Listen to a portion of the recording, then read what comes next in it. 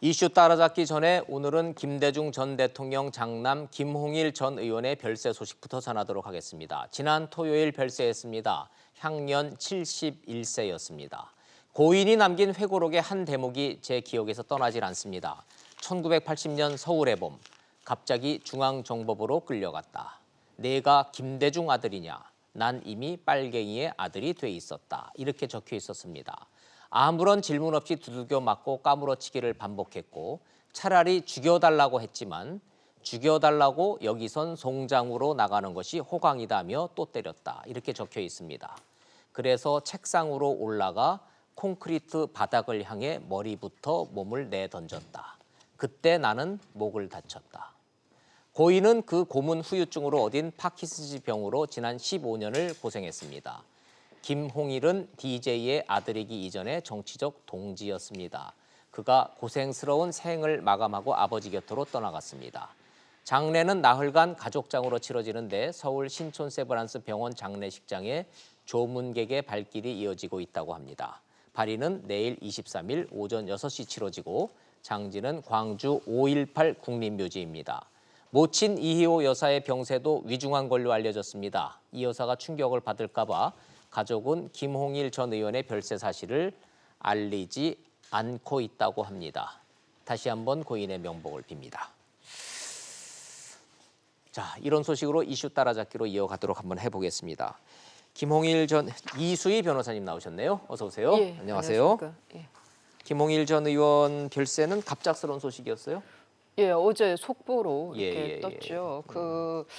글쎄 이제 DJ 그러니까 고 김대중 전 대통령 그 연결식에서 저분이 누구지? 그 모자를 쓰고 굉장히 꽉 마른 체구의 네. 사람이 등장했을 때 김홍일 장남 김홍일 전 예, 의원이라고 해서 예. 다들 깜짝 놀랐어요. 그러니까 병세가 워낙 위중했던 것 같은. 위중했었죠. 예, 예. 10년 이상은 거의 거동을 못했다고 하니까요. 저게 당시 그 연결식장인데 좀 많이 놀랬죠. 좀 퉁퉁한 그 외모, 그죠? 예, 그랬었어요. 그 외모, 예. 아버지를 많이 닮은 외모를 기억했던 사람들로서는 좀 놀라웠던 모습이었는데 또 이희호 여사도 최근에 그 간암 증세가 있어서 썩 건강하지는 않은 것 같은데요. 그래도 먼저 충격을 받을까봐 아마 맏아들의 부고는 그렇죠. 알리지 않았다고 합니다. 아유, 이분이었었어요. 김홍일 전 의원의 예. 생전의 모습 보이신 젊었을 때는 의정 활동하실 때는 저런 모습이셨기 때문에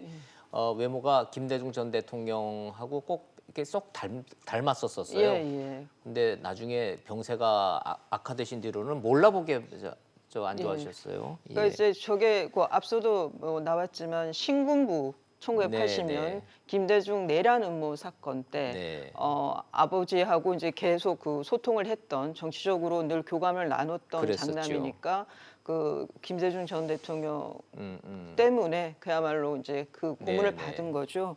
그것 때문에 파킨슨 병이 나왔고 그리고 그 신군부가 참 잔인했어요. 저런 맞아요. 모습을 보면. 그때 보면 그래서 제가 일부러 제가 읽었었던 그 회고록에서 너무나 인상이 강렬했기 때문에 다시 찾아보지 않아도 너무나 기억이 생생해서 방금 전에 그거를 복기를 좀 해드렸습니다. 이호 여사도 저 때 아마 자살 시도도 했던 것 같아요. 아버지에 대해서 이제 허위 자백을 할 수는 없었으니까 그게 아마 이호 여사에게도 굉장한 감동이었던 것 같습니다. 계속 반복했다고 하고 박지원 의원이 오늘 이제 그 언론과의 인터뷰에서 김대중 전 대통령께서 그랬대요. 나는 나름 성공했다. 네. 그러니까 뭐 정치적으로는 대통령이 됐고, 대통령까지 됐으니 나는 여한이 없다. 그런데 그 맏아들 홍일이를 보면 정말 마음이 아프다라고 하셨다고 하니까, 근데 또 마지막도 좀 많이 좀 뒤늦게 발견이 된 거죠. 그런데 간 후에는 외롭지 않은 것 같습니다. 저런 인간으로서 가장 잔혹한 고문을 거쳤던 DJ 정권이 그런 정치권에서 그런 얘기들은 많이 합니다. 가장 잔혹한 고문을 당했던 정권이었는데 정치 보복을 제일 안 했다는 거예요. DJ 정권이. 그게 이제 많은 분들에게는 그것도 치적으로 업적으로 받아들여 용서를 한 거죠. 예. 그러면서 이제 동서화합 얘기도 하고 그 지금 계속 뭐 박근혜 앞서서도 박근혜 전 대통령 관련해서 국민 통합 얘기가 계속 나왔는데 DJ 그 김대중 대통령의 경우에 국민 통합 차원에서의 과거를 묻지 않겠다, 용서하겠다라는 거였죠. 그런데 거기에 대해서 최근에 이제 그 586 정치인들이라고 할까요? 네. 그 지금 여당 의원들을 만나서 이제 그 적폐청산과 관련해서 얘기를 물어보면 특히 또 5.18 관련해서 얘기를 물어보면 그래서 DJ 시절 때 그 과거를 묻지 않았기 때문에 제대로 된 조사도 없었다. 그러니까 지금이라도 해야 된다. 또 이런 그 의견도 있더라고요. 예. 자, 그 당시 정치적 탄압을 받아서 목숨을 잃을 뻔해서 수장될 뻔했던 DJ와 저런 모진 고문을 당했던 아들 김홍일 전 의원은 정치 보복을 하지 않았기 때문에 더 많은 추모를 받고 있는 거 아닌가? 자, 이런 생각을 좀 해보면서 다시 한번 고인의 명복을 길어보겠습니다. 예, 야당 의원들도 김홍일 전 의원 빈소에 가서는 다 조문을 좀 하고 있네요. 자, 우리 정치권으로 한번 가볼까요? 자, 바른미래당, 뭐 하도 해도 참 한도 끝도 없는데 오늘은 이 의원 한번 이언주 의원 얘기 좀 한번 해보려고 여쭤보려고 합니다. 이언주 의원 탈당해요, 안 해요?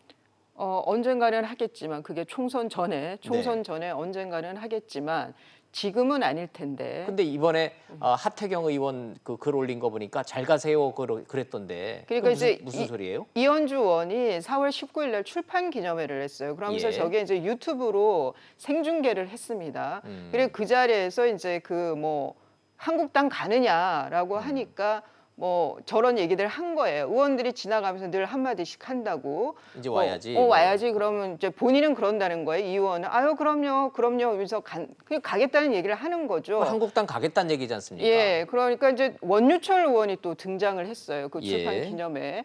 그래서 어떻게 꽃가마를 태워드릴지 뭐 이러면서 아주 또 큰 장단을 맞춰줬어요. 맞장구를. 거기에 대해서 이현주 의원이 거의 이제 그 클로징 끝에 한 말이 우리는 결국 총선 전에 만난다. 확실한 거는 우리는 결국 총선 전에 만난다. 라는 그 말을 했어요. 저기서 말하는 우리가 자유한국당과 본인입니까? 바른미래당과 본인입니까? 그러면서 명확치가 앞에서 않죠. 그 얘기를 했어요. 나 혼자 가는 것보다 같이 갔으면 좋겠다. 아하. 여러분들이 같이 갔으면 좋겠다. 그 얘기는 아마 바른미래당의 의원들 몇 분과 같이 뭐 한국당으로 들어가는 거죠. 뭐 합당은 좀 어려울 것 같고 그 얘기입니다. 허허. 그랬는데 또 4월 21일 날 어제는 또 그 부인을 했죠. 그러게. 당장은 아니다. 자, 그럼 저 국민들 입장에서 봤을 때는 하태경 의원처럼 하태경 의원은 잘 가라고 작별 인사까지 한 거 아니에요, 공식적으로. 그렇다면 자유한국당으로 지금 가겠다는 걸로 지금 아주 공공연하게 돼 있는 건데 왜 간다 안 간다 본인은 저렇게 왔다 갔다 하죠? 뭐 어떤 정치적 이유 때문에 그렇습니까? 이현주 의원이요. 가면 되는 거 아니에요? 몸값을 더 올려야 될 사항인 거죠. 왜냐하면 그게 이제 몸값이란 결국 공천인데. 근데 시간이 지나면 지날수록 지금 그 황교안 대표가 나 인재 영입을 한다면서 뭐 한 2,000명의 좋은 인물들을 영입하겠다라고 이제 하거든요. 계획을 얘기를 했는데 그러면 시간이 지나면 지날수록 글쎄 이현주 의원의 몸값이 오르기는 쉽지 않을 것 같아요. 한국당하고 보면. 그런데 지금 확실하게 옮기지를 못하는 거는 지역에 대한 그러니까 공천에 대한 보장이 없기 없다. 때문이라고 봐야 되죠. 저 본인이 원했던 저 부산 영도라는 데가 김무성 의원이 불출마 선언을 했기 때문에 사실상 비어 있기는 한데. 그런데 지금 그 자유한국당의 당협위원장이 있고요. 또 하나는 뭐 이런 게 좀 관례 같이 그 중진 의원이 불출마 선언을 해서 빈 자리의 경우에는 중진 의원의 입김이 많이 작용을 하죠. 그렇죠. 그러니까 김무성 의원이 이현주 의원을 달가워할지. 한마디로 한국당에서 오라고 하면은 갈 용의가 있는데 지금 오라 소리를 안 하는군요. 쉽게 말하면. 뭐 그렇게 봐도 되겠죠. 자, 그러면은 이렇게 물러나라고 하는 손학규 대표는 지금 여전히 그냥 버티고 계시는 거고 손학규 대표가 그 최고위원들 보이콧하는 사람들의 최후 통첩했잖아요. 자, 이제 어제 회의에 나오지 않으면은 자르겠다 이런 뜻으로 지금 되고 있는데 이거 먹힙니까? 아니면 이대로 그냥 쪼개지는 겁니까, 자유한국당이? 지금 바른미래당이. 그러니까 지도부 공백 상태로 회의가 저렇게 반쪽짜리 회의를 계속할 수는 없을 거고요. 네. 지금 그래서 이전에 당원 당규에 따라서 지명직 최고위원 2자리가 있는데 그걸 아직 지명을 안 했었다는 거예요. 그래서 지명직 최고위원을 손학규 대표가 임명을 할 거고 그러면은 그 3명의 뭐 하태경, 이준석, 또 저기 정책위 의장, 네. 예, 권은희 의원 3사람이 빠져도 회의는 진행이 된다는 거죠. 네. 의사 정족수는 뭐 그렇게 갈 거라는 얘기고 또 하나는 이제 그 3사람에 대해서 근데 권은희 의원의 경우에는 정책위 의장이에요. 정책위 의장은 그 의원총회에서 뽑히기 때문에 거기는 글쎄요, 그 좀 이중적인 지금 자리인데 네. 뭐 하태경, 이준석 의원에 대해서 어떻게 처리를 할지. 근데 맞아요. 이 3분이 여하튼 최고위원 자리를 사퇴는 안 했어요, 지금. 그런데 지금도 바른미래당의 이제 그 바른정당의 얘기를 들어보면 당권을 많이 뺏겼다고 얘기를 하거든요. 허허. 그래서 최고위원까지 사퇴할 때 그러고 그 지도부와 그 투쟁을 할 때는 글쎄 네. 당권 경쟁이 만만치는 않을 거라는 거죠. 예. 이제 하태경 의원을 비롯해서 지금 이 보이콧들을 좀 하고 있는데 이제 주말까지 결단을 내리라는데 주말이 지났기 때문에 오늘 좀 봐야 되겠어요. 뭐 백이종 군 얘기를 하고 있는데 뭔 얘기인지는 잘 모르겠습니다만은 분명한 거는 손학규 대표 체제가 지금 심각하게 흔들리고 있는 거는 사실관계는 맞는 것 같다는 생각은 드네요. 그 손학규 대표 체제라기도 바른미래당 자체가 지금 예. 많이 흔들리는 것 같습니다. 예. 빨리 오너라고 했었던 그 안철수, 유승민 두 전 대표가 빨리 결단을 내려야 된다는 얘기도 나오고 있고 그러나 매일매일 흔들리면서 이러고 좀 시간은 지나가고 있네요. 그 두 분도 뚜렷한 대안이 대안이 있을까? 없어요. 예, 싶습니다. 좋습니다. 이건 좀 지켜보도록 하죠. 자, 저 마지막으로 예. 유시민, 홍준표 콜라보 방송한다는 얘기가 나오는데 이게 가능한 얘기입니까? 지금 그 홍준표 전 대표의 SNS 상으로 보면은 네. 큰 틀에서 하기로는 한 것 같아요. 그러니까 이게 이제 그 홍준표 전 대표의 그 TV 홍카콜라하고 예. 유시민의 알릴레오 유튜브 방송을 하고 있죠. 두 사람이 토론 배틀이라는 표현이 좀 그렇고 예. 맞짱 토론이라고는 했지만 둘이 만나서 어떤 어허. 주제를 두고 토론을 하자. 그리고 그거를 각각의 유튜브 채널, 각자 예. 운영하는 유튜브 채널로 생중계를 하는 아하. 그거는 지금 합의가 된 것 같고요. 예. 그 유시민 작가의 알릴레오도 유튜브 방송, 홍준표의 홍카콜라도 유튜브 방송인데 각자 따로따로 하고 있는 이 유튜브 방송을 합동 방송으로 해서 동시에 생중계를 하자. 예, 그런 것 같습니다. 근데 이제 빅매치는 빅매치겠네요. 예, 근데 구체적인 날짜나 뭐 주제에 대해서는 이런 이제 실무적인 거는 이제 더 진행이 돼야지 예. 정말 되나 보다 할 것 같습니다. 홍준표, 유시민 두 거물이 방송에서 맞붙은 뭐 이렇게 토론한 게 처음은 아니죠. 예. 과거에 뭐 선례가 있긴 있지 않습니까? 토론 프로들이 있었고 그게 지금도 유튜브에서 많이들 돌고 돼 있죠. 있고. 그런데 예. 한번 2007년에 대선을 앞두고 그 선술집이라 그럴까요? 예. 이른바 거기서 이제 대포집. 고기 구워 먹는 예. 거기 소주잔 주고 받으면서 뭐 몇 명이 거기에 노회찬 의원도 맞아요. 있었고요. 예. 그런 거는 한번 있었습니다. 그런 이벤트는 그때도 이제 날선 서로 웃으면서는 얘기하지만 날선 그런 모습들을 보였는데요. 지금은 어떨지 모르겠습니다. 지금 홍준표 전 대표는 그 SNS에서 정쟁이 아니라 생산적인 토론장이 되길 바란다라고 했는데 뭐 두 농객이라고 표현할까요? 지금은 그것도 이제 좌우 쪽에 있는 두 농객의 얘기가 그냥 간극만 확인한다면 좀 씁쓸할 것 같고 그러네요. 네, 그러네요. 그거보다 생산적이라면 좀 미래지향적이 될 수 있을 것 같고요. 만약에 성사가 된다면 5월 23일 얘기가 나오는데 5월 23일이 무슨 특별한 날입니까? 그러니까 이게 이제 유시민 이사장의 제안으로 시작이 됐는데 네. 고 노무현 대통령 기일 전후해서 서거일이 5월 23일이죠. 그 전후해서 뭐 그때 할 하자라고 거면은 한 거죠. 아직 홍준표 전 대표가 확답을 안 하고 있는 거고. 그 이제 하기로는 그 제안은 받아들였습니다. 제안은 받아들였다. 근데 이제 디테일에서 아직 합의가 잘 안 되고 있다. 예, 좋습니다. 근데 한 가지 궁금한 게 유시민 작가 정치 안 한다고 그러지 않았어요?